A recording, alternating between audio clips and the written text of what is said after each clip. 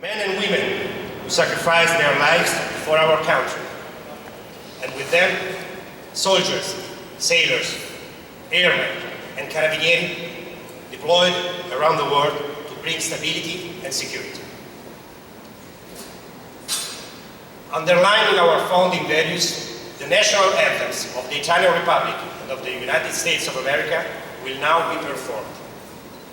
I have the pleasure to welcome to the stage tenor Marco Fiorante, who will sing both national anthems. Marco completed his studies in opera and drama at the Tito Schipa Conservatory of Music in Lecce, Italy, with top marks.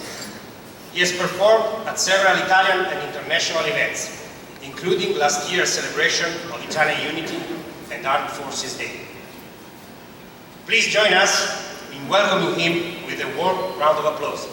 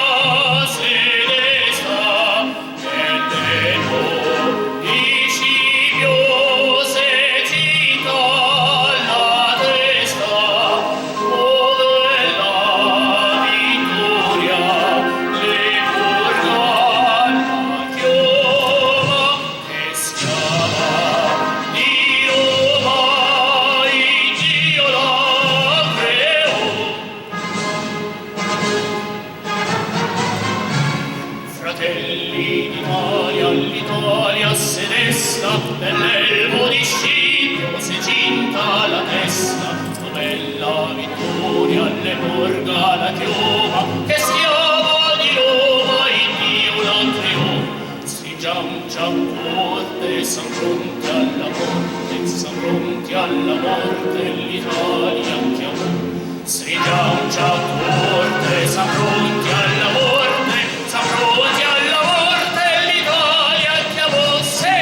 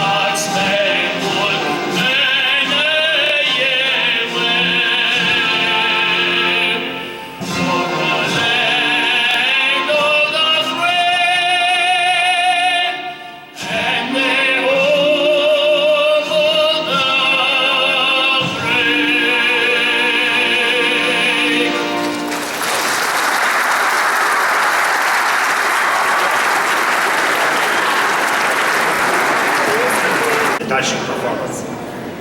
Now, it is my honor and privilege to introduce you and welcome to the podium the Defense and Defense Cooperation Attaché at the Embassy of Italy, Major General Luca Goretti.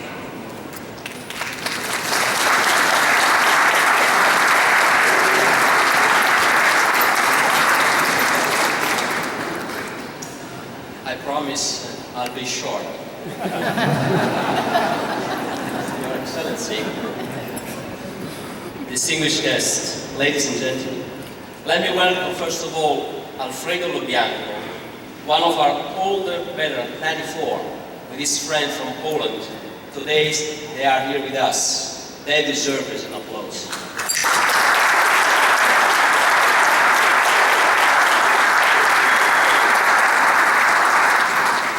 It is a privilege and a great honor for me, my colleagues at Attaché and the entire military office, of which I'm very proud, to welcome you all to our Italian embassy to celebrate with us the Italian Armed Forces Day, 97 years after the end of World War I. Our armed forces have always honored and are continuing to honor with courage and abnegation the tricolor flag representing the values and tradition written even in our Constitution. Today we celebrate our men and women who sacrificed their life for our country, our liberty, and to create a future of peace. A sacrifice, extreme and noble, that gave us the attainment of the national unity, a supreme and precious goal. In such a contest, this year, and thanks to the outstanding cooperation of our US friends and military colleagues throughout the country, we will be able to place an honored wreath where every single military Italian soldier was buried in this marvelous country. This represents yet again a tangible sign of a common Italian and American sensitivity to honor our lost soldiers, because, as underlined by General Dempsey in his recent commencement speech, we owe to make them matter. In order to respect those men and women, all of the Italian military attaché community decided to designate some of the money provided to organize this event to our church, the Italian Holy Rosary Church in downtown DC. Because our soldiers deserve our attention. They allow us to live in peace. Their past and current sacrifice propel our own military personnel involved in international peace operations to contribute to ensure safety and stability throughout our planet. Many of those Italian soldiers, sailors, aviators, and carabinieri operate every day alongside our colleagues from the United States and other countries to counteract terrorism and to help mentor the population in reconstruction-related countries. Today, we salute all those who, in silence, proudly wear the military uniform to serve our country and promote international freedom. To all of you being here today, I offer you my deepest thanks because you demonstrate once again the friendship, the authentic support, and the great cooperation that has bounded us for many years. I would like to thank our American friends again for the solid bilateral cooperation here and in Italy, with the hope to become more consolidated in the future. Before leaving the floor, I would like to express my appreciation and extend a personal special thank you to our partners, sponsors, and friends for helping to organize and support this event, well coordinated by Colonel Sganga, our 2015 project officer, and please just give them an applause.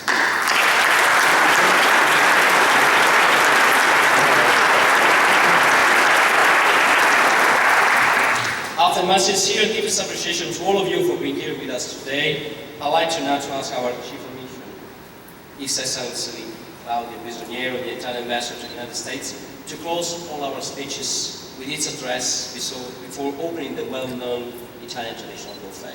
Thank you.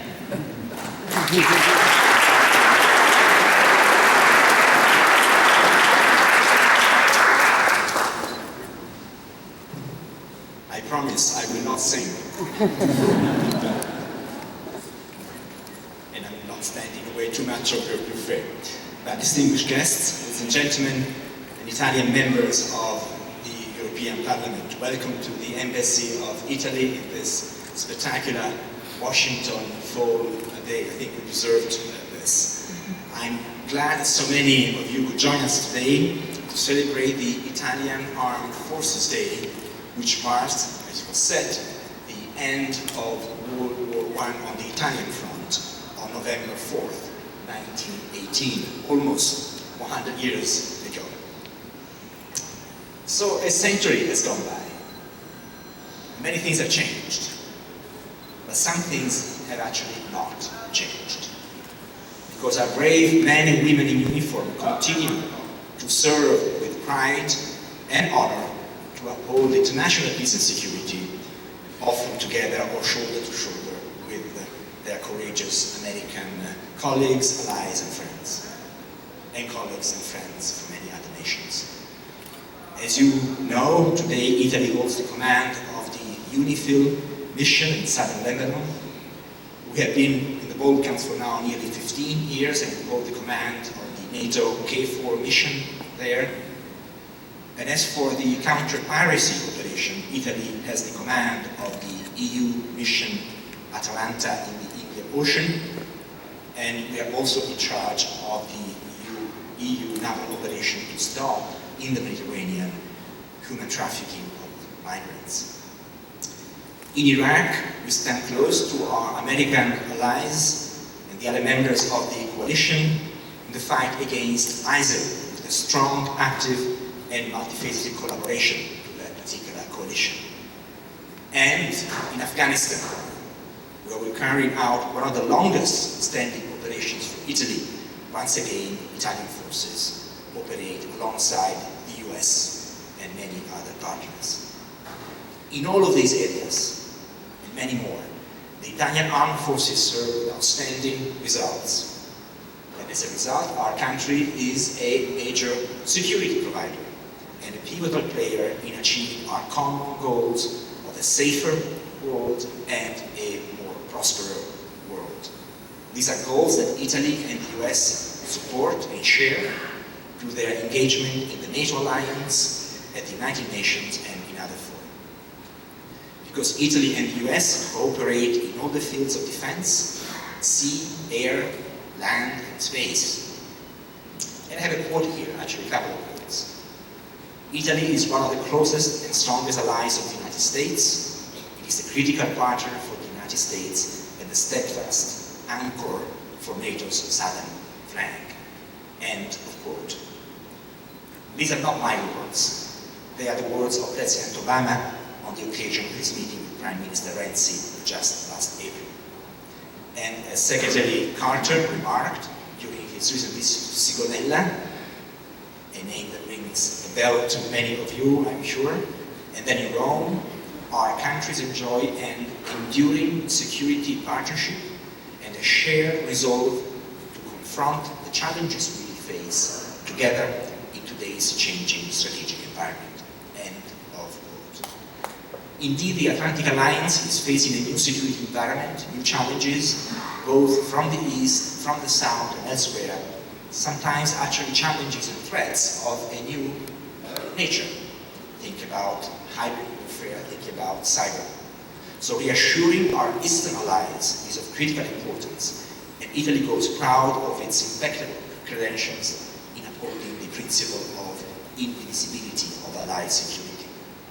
We've just concluded an 8-month air policing mission in the Baltic states. We're going to lead the JTF. We are contributing to exercises and participating in the Cyber Center in Estonia. But not less critical are the many challenges stemming for the southern arc of instability, going all the way from Libya to the Hindu Kush, northern Africa, and the Mediterranean. We believe the southern flank needs to be granted equal attention, priority, and resources, and that NATO actually must be able to address all challenges to security. And on this, and on so many other issues, Italy looks forward to continue and to enhance its rock-solid security and defense collaboration with the US. Sam, thank you for being here today to share this day with our military, with the Italian military. It is through their daily commitment, endeavors, and sacrifice that we can continue to enjoy those cherished fundamental values of liberty, democracy, rule of law, human rights, which shape our existence today. And frankly, let me also take a moment to thank the families of our brave military. They are truly the backbone of our armed forces, and their own sacrifices too often go unrecognized. So, grazie to all of you. I'm grateful to Major General Luca Coretti, who took office this year as the new embassy's defense attaché, and to all of his team, the officers, the members of the Italian Navy, Army, Air Force, and Carabinieri, who serve at the Italian Embassy for making this event possible. But more important, we are proud of your work, of your job at the Embassy, and of how you represent the Italian military in this country and in the world. So once again, a warm thank you to our many American friends present here today for being here and for your underlining with your own presence the solid bonds between our two great countries. Your presence here and the presence actually of all of you who participate in today's celebrations make us proud. Thank you very much.